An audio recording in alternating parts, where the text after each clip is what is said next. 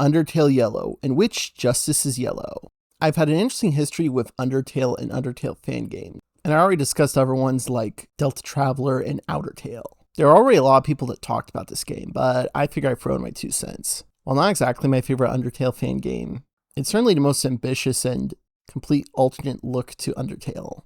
No main character from the main game intersects with this one unless it's absolutely necessary. You got a whole game exploring a previous soul. That's so cool.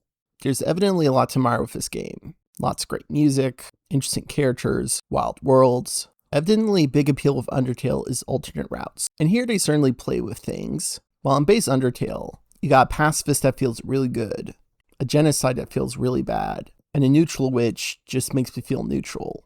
In Undertale Yellow, you got a pacifist that makes me feel meh, a genocide which makes me feel like an epic liberator of human souls, and a neutral which has the most interesting gameplay in the whole game. This Flowey boss is overkill galore, in the best possible way.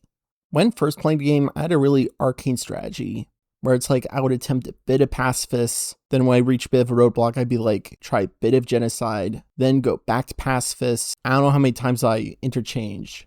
At a certain point with pacifist, when I was at the Axis level, I was like, I want to try neutral now. So that was the first ending I got. It was a neutral ending, which honestly I think I recommend for a first time. Not just because it's literally the coolest boss in the game, but thematically it kind of works if you try pacifist next. Kind of like in main Undertale, even if neutral is not a prerequisite. Meta Flowey is just bonanzas, and there are so many levels you can analyze this, especially with the different giant Floweys, from Organ Flowey, 40s cartoon Flowey, paper Flowey, stop motion Flowey. There is just so much to this boss. And it all ends with a revelation that, hey, this is kind of pointless. This route really doesn't matter. It was all in Flowey's head.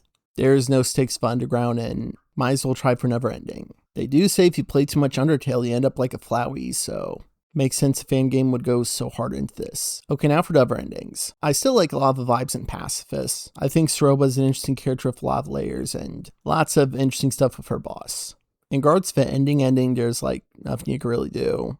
This is meant to be a prequel to the main Undertale. The kid has to die, and if he has to die, it might as well be in a self-sacrificial way. It's like, what else could you really do? It's just the way it is. Now to genocide, oh boy. Or should I say, vengeance. Why yes, you're a man on a mission.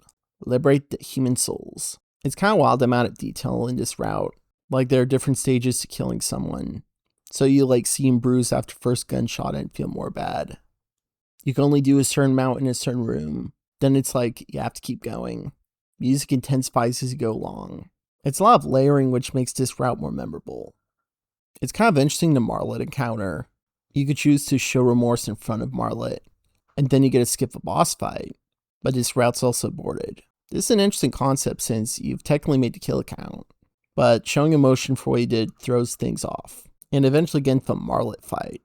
Luckily there's an easy mode to nerf this, but still hard as heck. I'll be honest, this is the first time I've ever completed a genocide route with an Undertale game.